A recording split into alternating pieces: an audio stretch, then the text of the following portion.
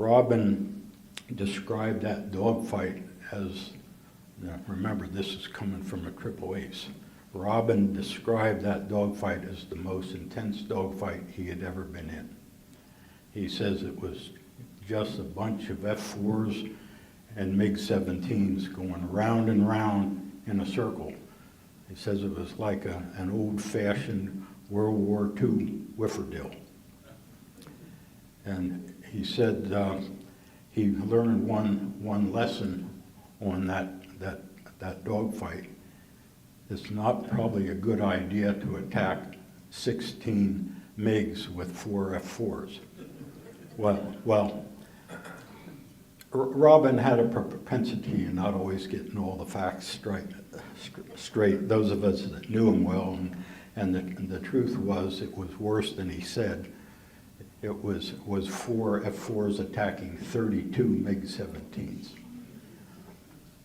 The MiGs were armed with guns. We were not at that point in the war. All we had were missiles. We had 4 Sparrow missiles, which are radar guided, and we had 4 heat-seeking missiles, Sidewinders. Okay. And in order to shoot an enemy aircraft down with a missile, you have to have at least a mile separation. Because once the missile falls off the rail, the engine has to ignite, the missile has to get up to speed, it has to stabilize, and then it has to acquire the target. And at the airspeeds and altitudes we were flying, that takes at least a mile. And as Robin described, this was an old-fashioned World War II type of dogfight. We were close in. We had no more than 350 yards separation between us and the MiGs, or vice versa. And so we had no guns, our missiles were pretty much useless. Well, they were useless at that range. So, on the way into target, the Phil Comby's leading ballot flight radioed that he had spotted some MiGs, but they were too far out. He was 20 miles ahead of us at the front of the force. So he said that he would leave them for Tampa flight. That was my flight. And so I immediately had my head down the cockpit in the radar scope looking for those MiGs. I never could find them. Turns out the reason was because we were right on top of them. I was looking out 20 miles where Phil Comby's was and not close in. That was the last radio call I heard on that mission. It never dawned on me why at the time, because we practiced strict radio discipline in the air. You know, you don't talk unless there's something to talk about. And I didn't even give it a second thought, but the reason I never heard another radio call is because we lost the radio on my airplane. And you can't fight a dogfight with an F-4 without a radio, because you can't clear your own 6 o'clock position. So you're relying upon your wingman to clear your 6 o'clock and vice versa. I couldn't find the MiGs on the radar, so I lifted my head up, and just as I lifted my head up, here we are flying right through the middle of the whole bunch of them. They were flying in 2 separate circles of 16 MiGs each, one at 14,000 feet, which is the altitude we were running in at, and a second circle of MiGs, 16 MiGs that were down on the deck. One of the radio calls that I didn't hear came from our number 3 aircraft, piloted by Captain Bob Pardo, who was in my squadron. Bob told Robin Olds he spotted some MiGs. They were a threat to the 105s, and Robin told him, go get them. And so 3 and 4 broke off from our our two airplanes leading too. And that left just two F-4s to attack the 16 MiGs at our altitude. And so when I picked my head up, that's what I saw. Robin Olds flying right through the middle of 16 MiGs with me on his wing. And the procedure in a dogfight is the leader always attacks the enemy. It's the job of the wingman to protect the tail of the leader. And then you might change places in a prolonged dogfight. So Robin attacked two MiGs, and he immediately had two MiGs on his tail. And again, 350 yards separation. The two MiGs on his tail had started to fire 23 millimeters at him. They had him absolutely bracketed. He was a dead man walking at that time. He was about to get shot down. My aircraft commander, Major Jack Van Loon, said, "Haas, can you get a lock on those MiGs?" And I said, "No, they're too darn close." And he said, "Well, we've got to do something. We're about to lose our leader." And I said, "Roger that." And so we slid out wide and angled back in and did the only thing we could do, which was to fire a Sparrow missile across the bow of the two MiGs on Robin's tail with the hope that would scare them off. And it worked. When those MiGs saw that missile go right across their nose, they literally broke down hard and left and headed for the hills. They wanted nothing to do with a dogfight with an F-4. So for a brief moment, I'm watching our Sparrow missile go ballistic over the horizon because it's not guiding on anything, so it's being affected by the force of gravity, just following the curvature of the Earth and trailing a long trail of white smoke behind it. And right on its tail was a Russian heat-seeking ATOL missile. Now that got my attention. And I craned my head around as far as I could, look behind me, and there were two MiG-17s on our tail. And a heat-seeking missile will guide on the hottest thing it sees. And that should have been my tailpipe. It should have gone up my tailpipe and killed me. Instead, when that Sparrow missile dropped off of the rails, its engine was an instantaneous hot spot that was hotter than the tailpipe, and so that Russian heat-seeking missile guided on that Sparrow missile instead of going up my tailpipe. And what do you think the odds of that? Well, you can't calculate the odds of something like that. That's something you don't see. I still have that picture imprinted in my brain of one missile chasing another over the horizon. That's just something you never see. And if you talk to anybody that's been in any kind of combat, whether it's in the air or on the ground, they'll tell you that combat is chaotic. It makes no difference how well you're trained, and U.S. military members are the best trained military force in the world, were then and still are. And I don't care how good you think you are, and we thought we were really good.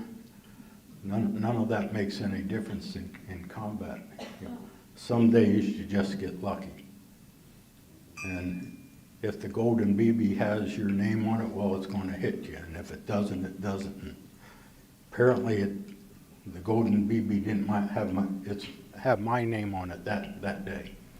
But that's you can't explain how something like that happened. But that was just one brief moment in that dogfight. Now we got two MiGs on our tail. Robin's free and clear, and he's still attacking his two MiGs.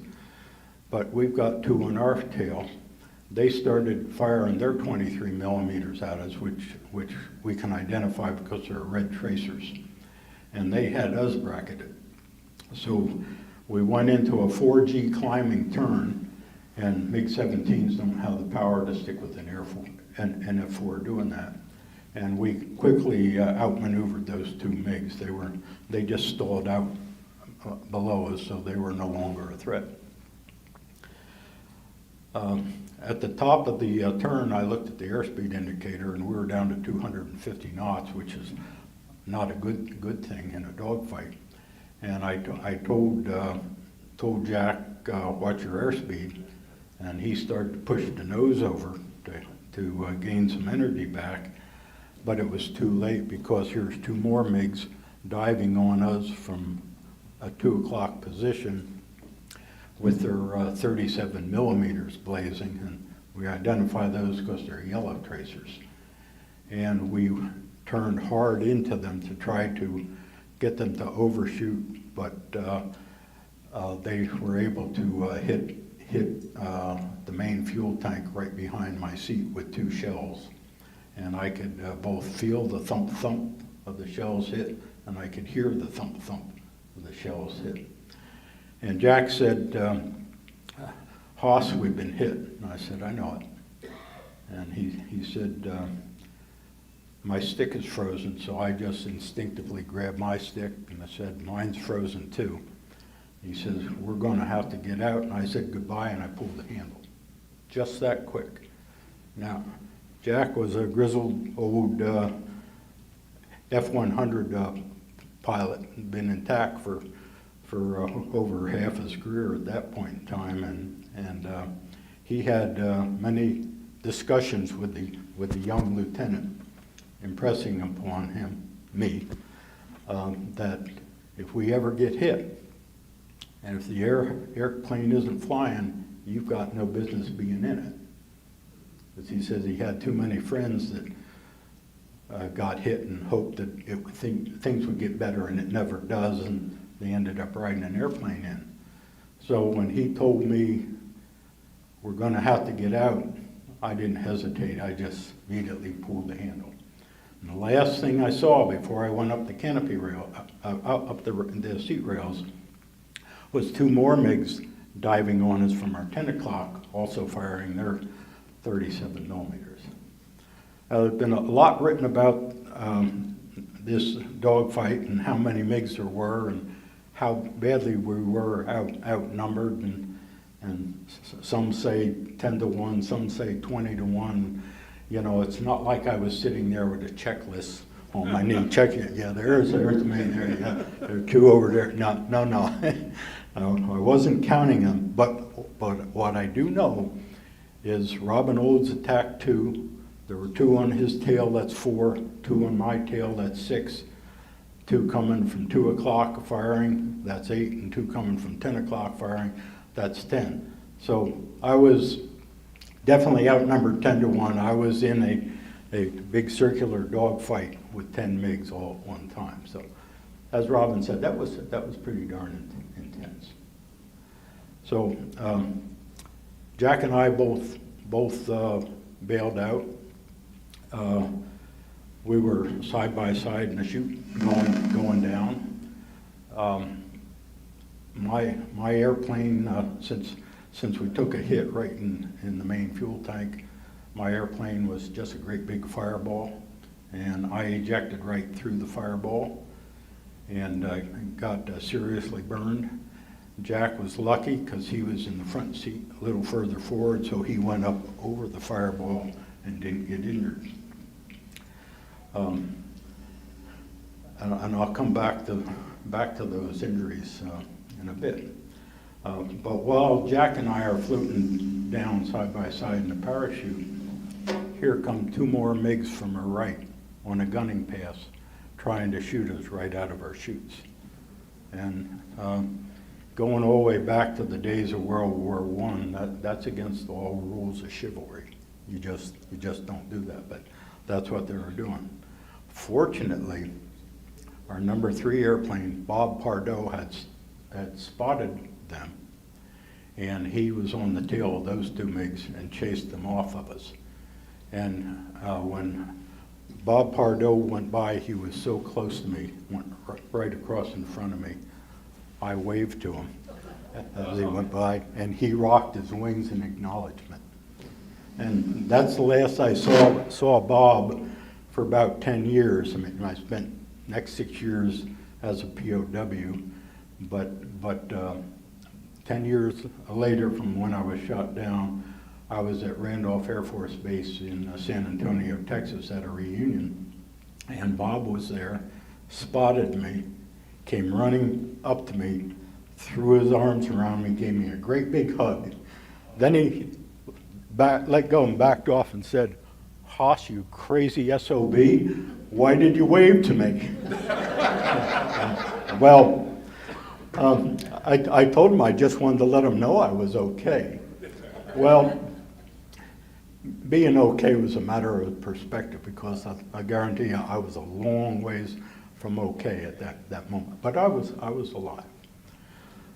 So the final tally, you know, was seven of those MiGs were shot down, with only the loss of one F-4 that goes down as one of the maybe two most successful dogfights in the history of the Vietnam War. The other one being Operation Bolo, which I know, asking you last night, many of you have heard about that, which was led by Robin Olds as well, in which they bagged 7 MiG-21s one day without the loss of a single F-4.